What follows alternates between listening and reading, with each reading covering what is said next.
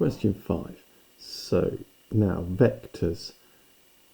We've got our velocity has got a horizontal direction combined with a vertical direction to make overall a sort of diagonal direction. And to get the speed of the puck, you're actually looking to find the length of the hypotenuse of the right angle triangle that creates. So if that is 14 along there on the y-axis, and then that's up there on the j, that's 22. What we want is that, because that's what the vector's really doing. So that's going to be the square root of 22 squared plus 14 squared. Whack that into your calculator and you get 2 root 170.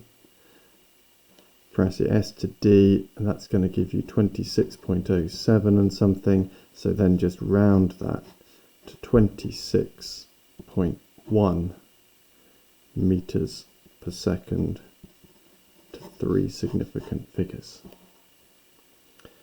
Then the angle and direction, the angle of direction of the puck mates with unit vector j.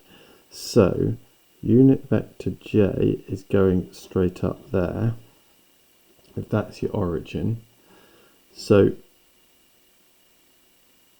with j we're going to be going round that way, so coming back to there. So we're looking at, this time we're going across 14, now we're going up 22, aren't we? So if we draw that again, that's 14, that's 22, and that angle there is what we're wanting. So that looks like TOA, because that's the opposite, that's the adjacent. So tan theta is going to be opposite over adjacent, 14 over 22. So inverse tan 14 over 22 should give you 32.47 something or other degrees. So we can round that to 32.5 degrees to 3 significant figures.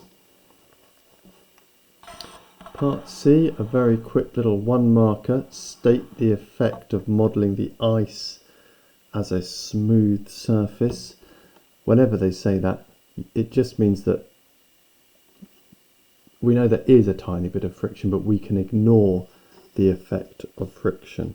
So ignore the effects of friction.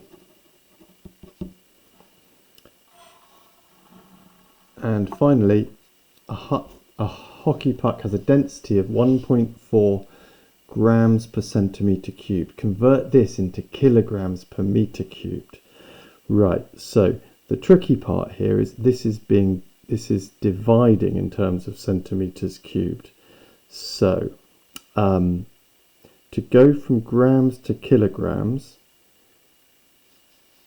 so 1.4 grams is equal to, divide by 1,000, 0.0014123, yes, kilograms.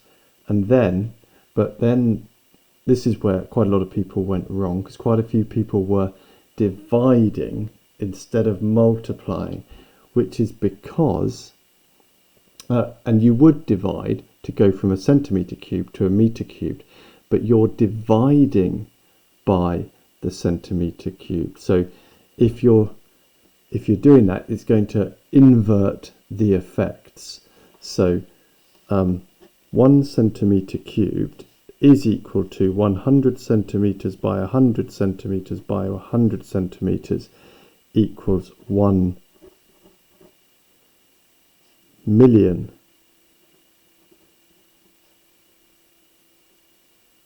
Sorry, 1 metre cubed is equal to 1 million centimetres cubed. And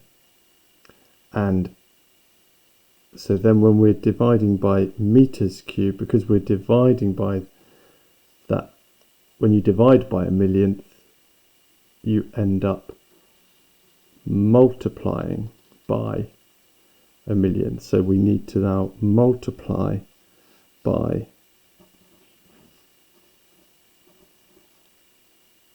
1 million, and that gives us 1,400 kilograms per meters cubed.